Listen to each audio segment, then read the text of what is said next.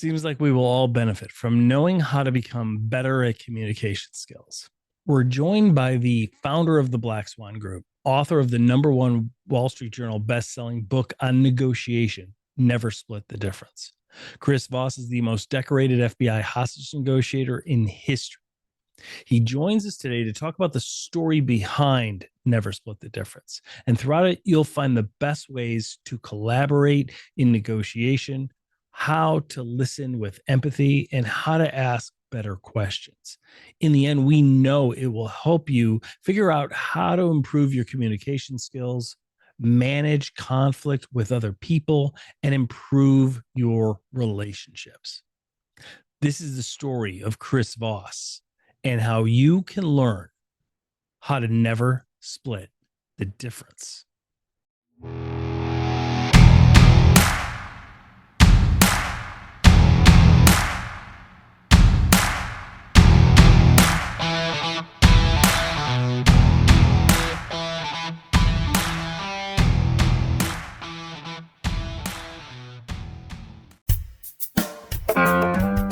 Come join us as we dive deeper behind the scenes of security and cybercrime today, interviewing top technology leaders from around the world and sharing true cybercrime stories to raise awareness. From the creators of Vigilance, the newest global technology newsletter translating cyber news into business language we all understand. So please help us keep this going by subscribing for free to our YouTube channel and downloading our podcast episodes on Apple and Spotify so we can continue to bring you more of what matters. This is Cybercrime Junkies, and now the show.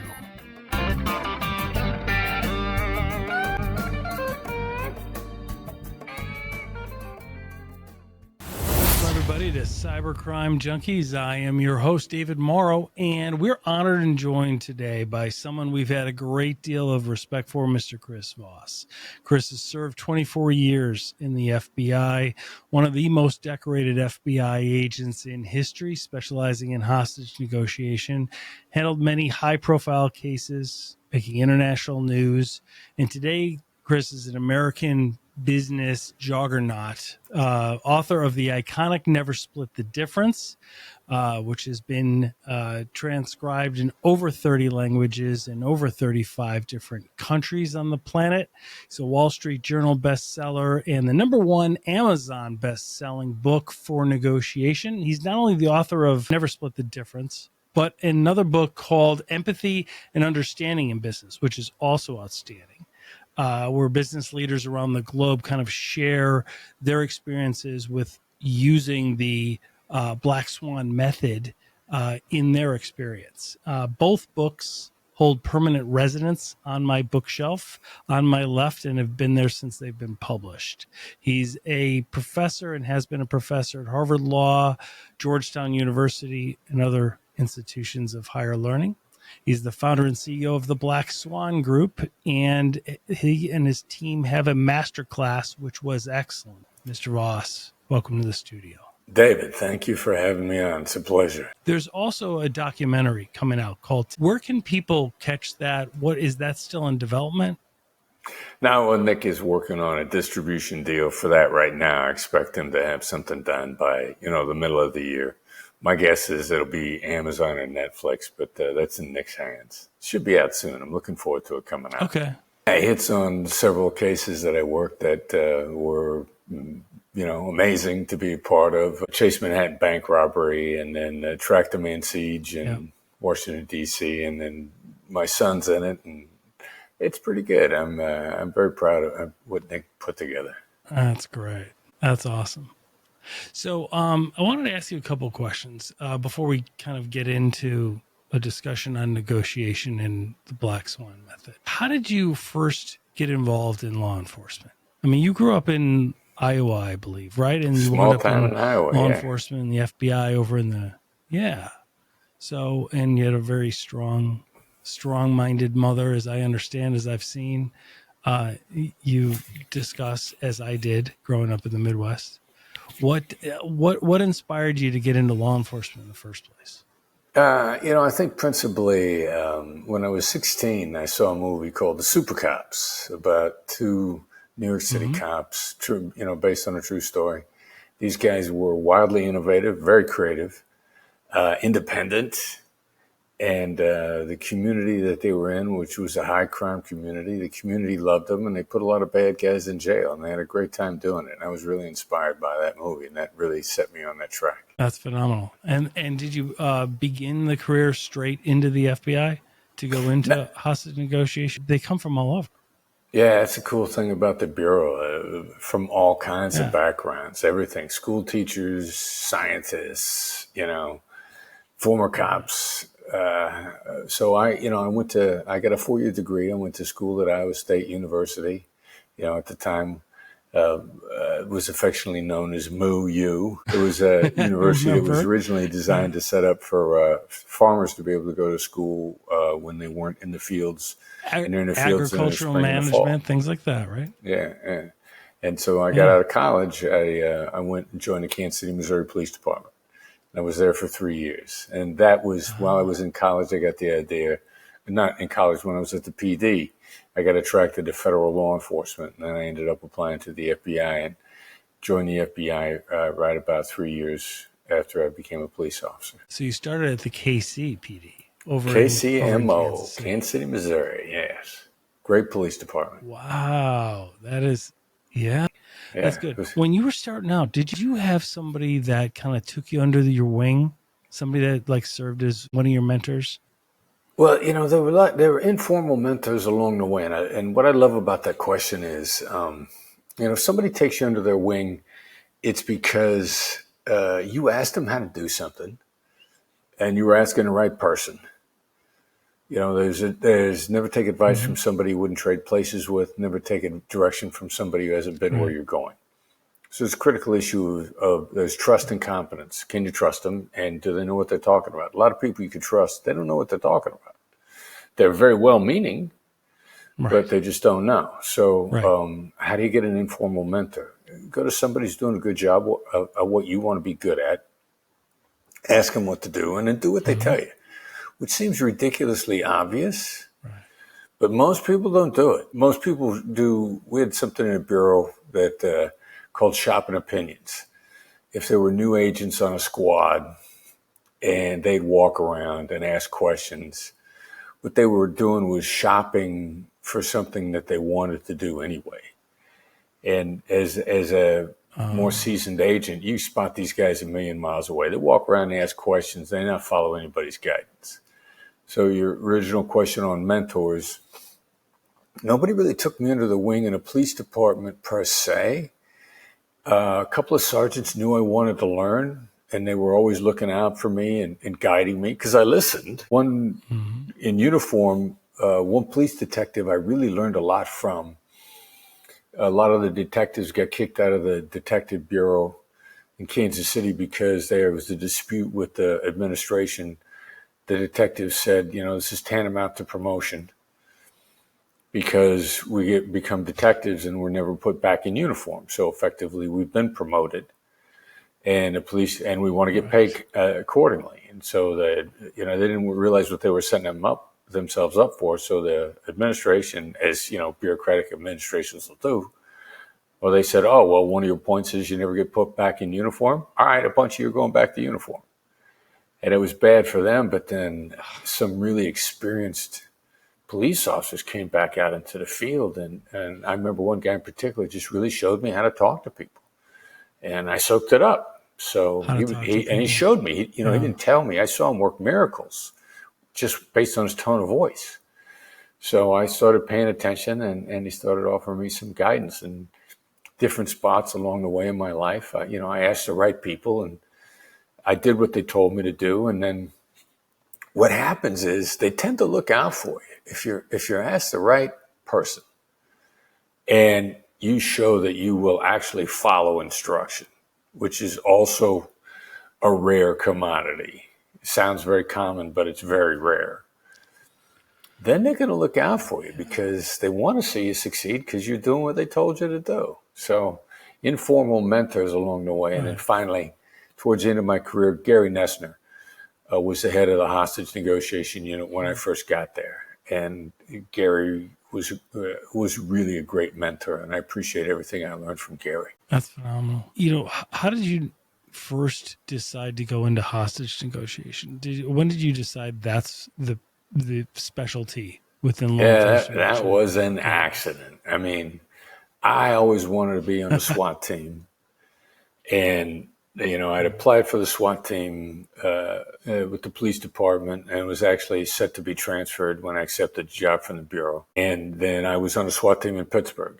My first office, FBI Pittsburgh, I was on a SWAT team there. And then when I got transferred to New York as part of a normal rotation, I tried out for the Bureau's hostage rescue team, and I ended up re-injuring my knee. I had been in martial arts. I'm kind of a medium-sized dude. There are a lot of people on the street a lot bigger and a lot more capable than me. Yeah. So I thought, all right, so I don't expect to be this big, beefy guy. When I'm in college, let me learn some martial arts. And I had tore my knee up pretty good in college and had it repaired. Then when I was trying out for the hostage rescue team a number of years later, about 10 years later, as a matter of fact, I re-injured my knee and had it worked on again. And so I thought, I can't do this that many times. And we got hostage negotiators, and that's crisis response. I love crisis response because you have to make decisions. I don't like comfortable inaction. I never have. And so I thought, I'll be a hostage negotiator. How hard could that be? And I was actually rejected.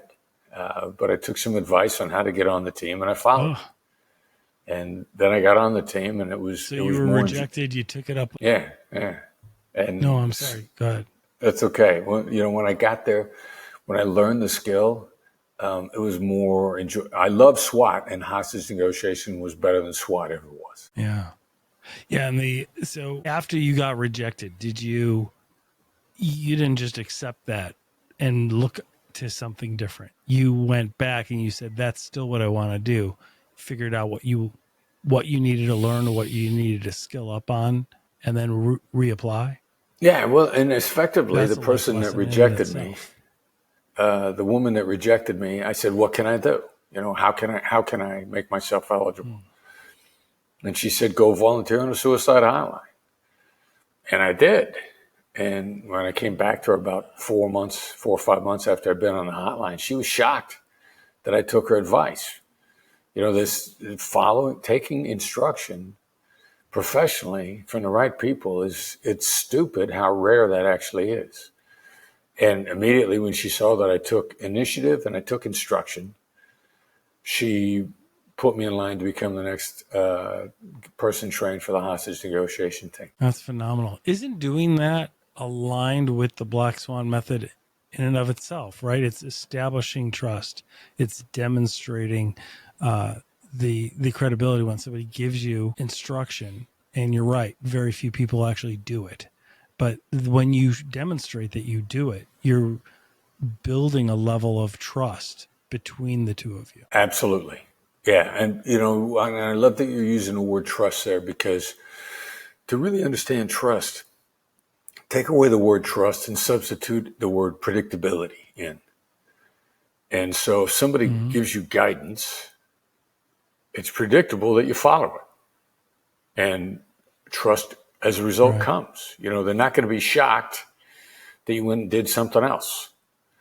You're going to do what they told you to do, and trust follows because trust is predictability. Excellent.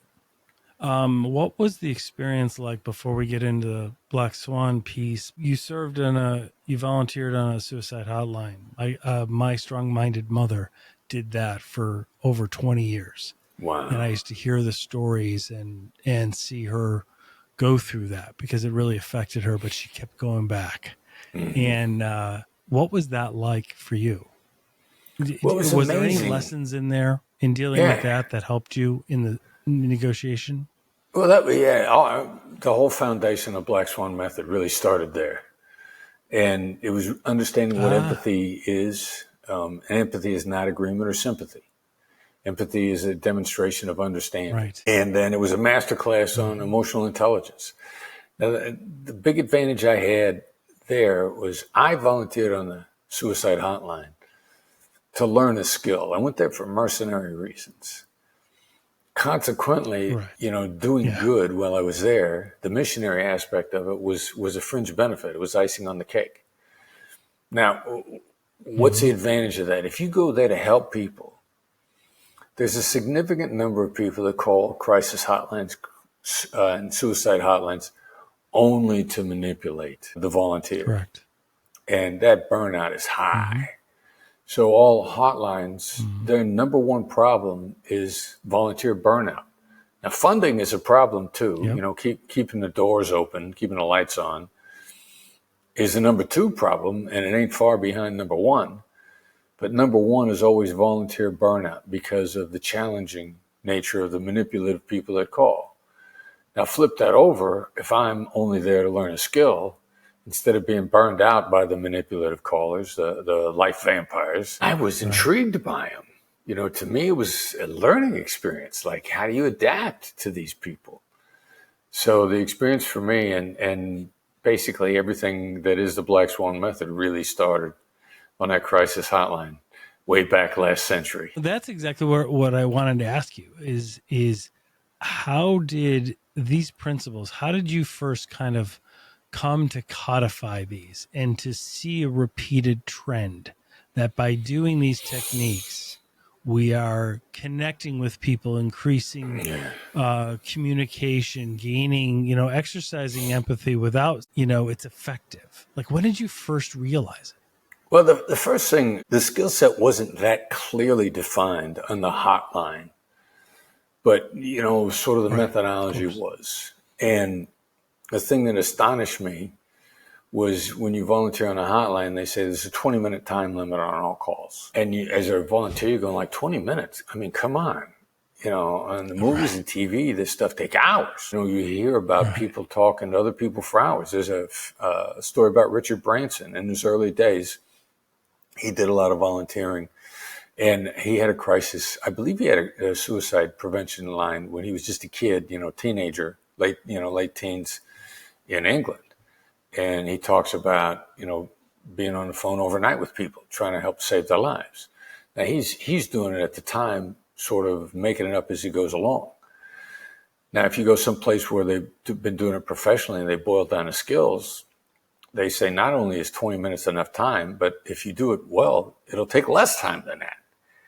And you're kind of in a state of disbelief, and you start practicing the skills, and it does. And, that's the thing about empathy and the application of actually making people feel heard. The acceleration of communication and decision-making is really astonishing. The Black Swan method, there's key terms, right? There's tactical empathy, the calibrated questions, seeking no, accusation audit. Right. I've got some specific questions for you on that. But when did you kind of first begin to see it as a pattern or as a trend that you can say, I'm starting to identify these questions, and it's going to become what ultimately becomes the accusation audit, right? Yeah. Did you see that was it in something that you were trained on, or was it life experience? When did you first see it? Well, I took effectively the methodology and the skill set from the hotline. And then when I got trained as an FBI hostage negotiator, the Bureau had a very definitive list of 8 skills, and with a clear term for each one. And oddly enough, at the time, the 8 skills were just listed on one slide, and there wasn't a separate block of instruction really fleshing all of them out. So when I got to the crisis negotiation unit, I took it upon myself to write an entire block of instruction just on the 8 skills, definitions, and examples. I'd been working pretty hard at getting better at instructing at that point in time, and they put a heavy-duty emphasis on instructing the skills. So I took the list of 8 and then just wrote an entire block of instruction on them. So that was a basis.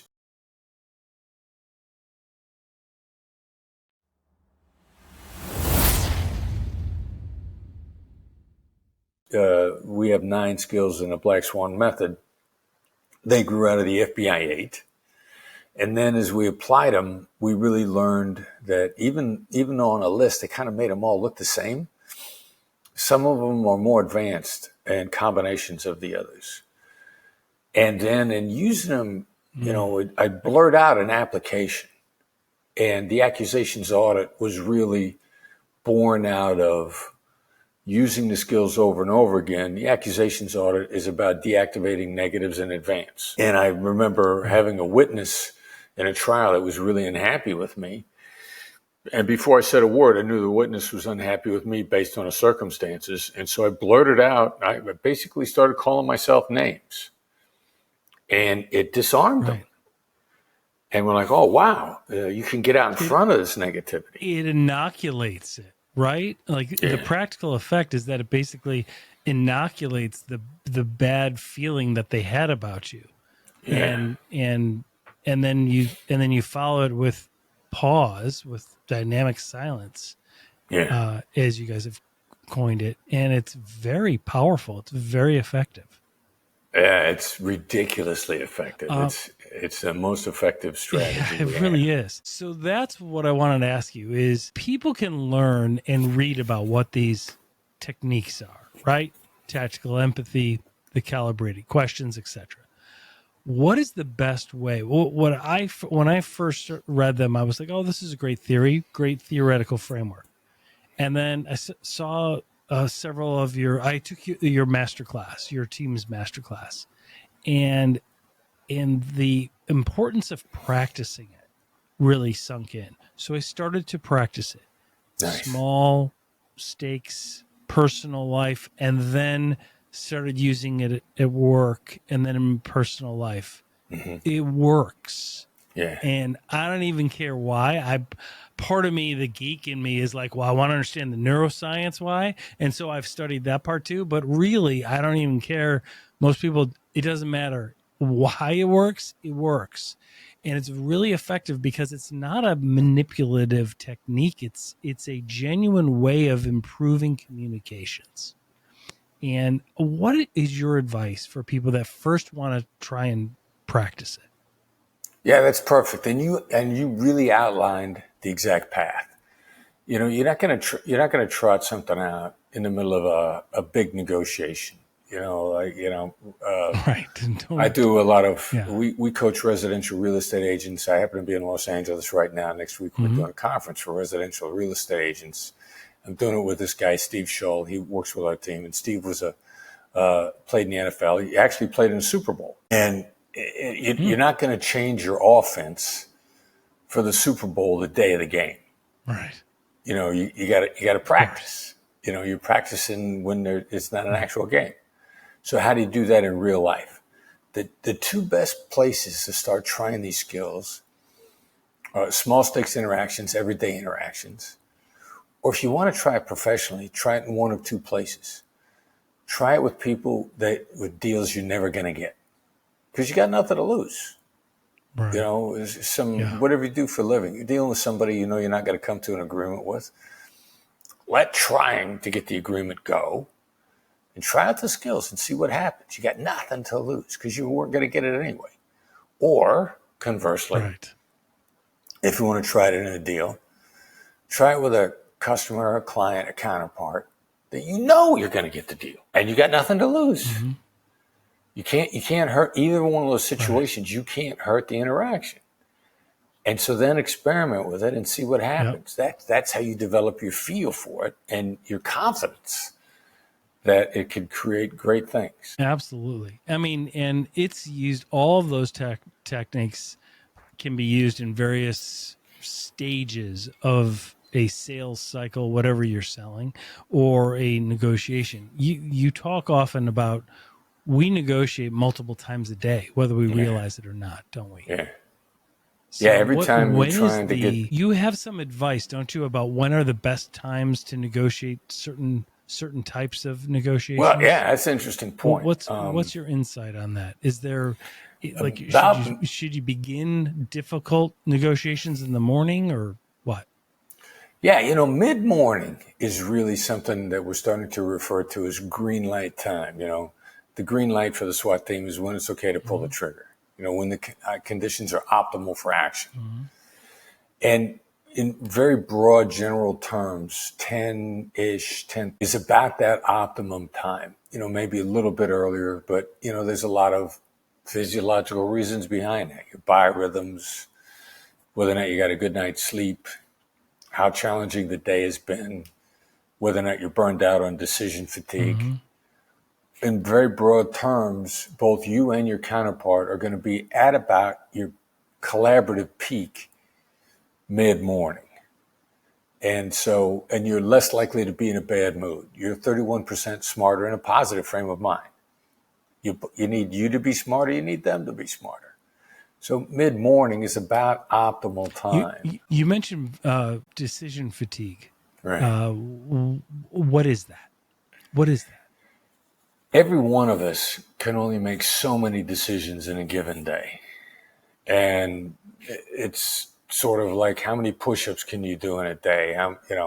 You can affect it somewhat, but you really got a limit on how many decisions you can make. I think it's why Steve Jobs only wore blue jeans and a black turtleneck, because he knew that a decision would be worth millions of dollars, and he's not going to blow $20 million on what shirt to wear.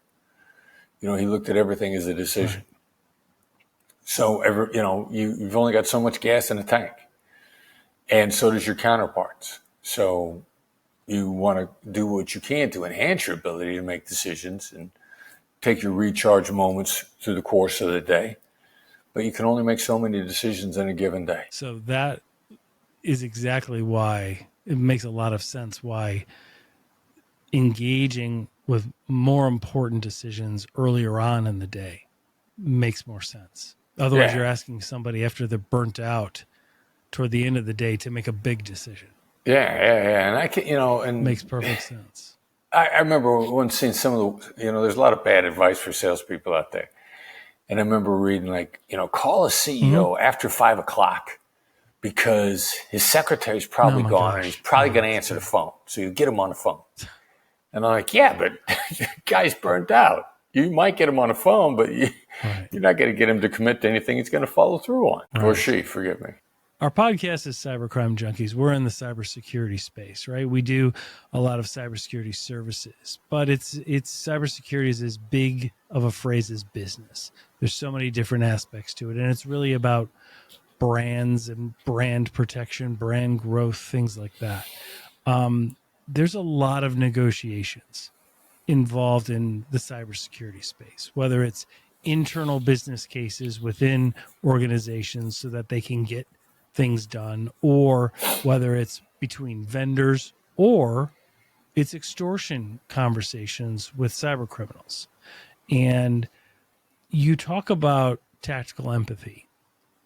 I want to ask you, you always explain about how the other person, when you're negotiating, don't look at the other person as an adversary. Look at the context as an adversary. But my question to you is, what if you are negotiating with somebody that has no sympathy and is truly an adversary? Like, how do you still build rapport that way? Like, do you have any, you've done that during hostage negotiations. Do you do that through accusation audits? Does it just depend on the specific context? That's what I was curious about. Yeah, well, I'm gonna take a collaborative approach with you, no matter who you are. Like, you could be a Russian extortionist, you could be an Al-Qaeda terrorist, you could be a trap bank robber. You've got wiring in you that's there simply because you're human. And your emotional circuitry contains a real desire to be understood, a desire to be heard. Even sociopaths want to be heard. Even sociopaths change their emotional approach to you when they feel heard. And everybody wants their autonomy preserved. People love to feel in control. A lot of my negotiation approach is based on an idea the secret to gaining the upper hand in a negotiation is giving the other side the illusion of control. Like if you're highly adversarial, you're highly control oriented. So I'm going to give you the illusion of control. You'll drop your guard. You'll feel good about the interaction. You'll chill out. All these subtle little nuances, regardless of how adversarial you are, ultimately put me in the driver's seat. And I want to do it in an invisible way, not a grandstanding way, not an in-your-face kind of way, not a celebratory kind of way. I use the term astonishing a lot. You're going to be astonished because you never know when it happened. You're just not going to see it. There's a phrase that we're even toying with a little bit called tactical empathy espionage. What's espionage? Invisible stuff. You don't know what happened, and it happened.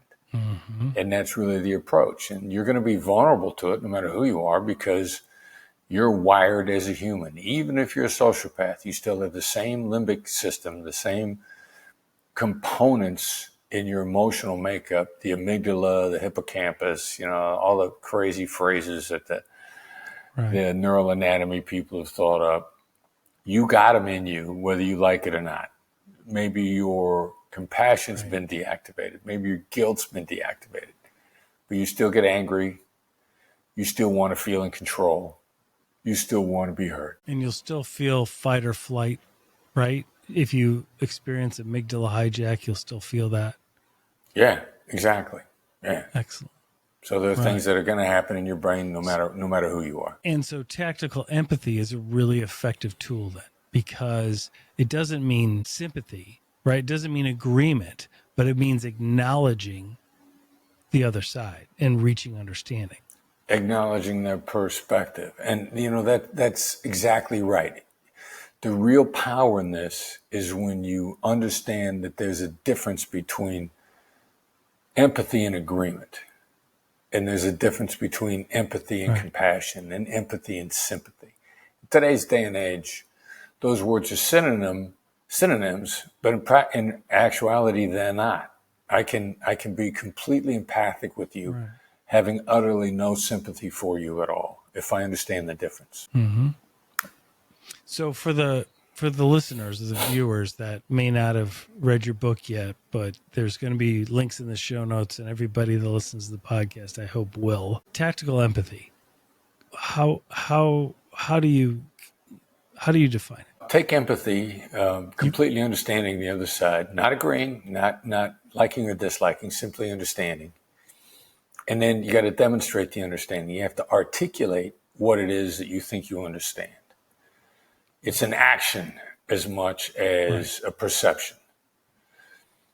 Stephen Kotler wrote by repeating it through, like repeating back to them, either through summary or through comments like, it seems like you're feeling this way, or it seems like we're in this scenario, whatever that might be, right? Yeah, there you go. That's exactly right. And I was going to say, Stephen Kotler, an author I read all his stuff. He wrote in one book, empathy is about the transmission of information. Compassion is the reaction to that transmission. So empathy is the transmission of information. Now, we put in the word tactical for a couple of reasons. One, to take this sympathy, remove it from the sympathy vernacular, and to make it more usable. And then also with tactical, even since the book has been written, the advances in neuroscience are incredible. We're tactically adapting based on things that we've learned, collectively as humans about neuroscience, which is a hard science. Psychology is a soft science. Neuroscience, pretty hard science. It's electrical wiring in the brain. It's chemicals that have an impact on the brain that are released internally. Oxytocin, serotonin, dopamine. They do things to us. Science has shown that to us. Right.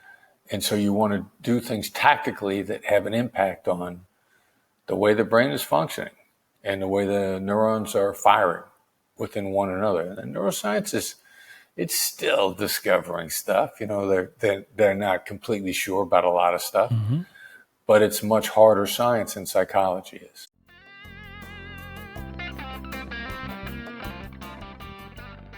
Well, that wraps this up. Thanks for joining, everybody. Hope you got value out of digging deeper behind the scenes of security and cybercrime today. Please don't forget to help keep this going by subscribing free to our YouTube channel at Cybercrime Junkies Podcast, and download and enjoy all of our past episodes on Apple and Spotify podcasts so we can continue to bring you more of what matters. This is Cybercrime Junkies, and we thank you for joining us.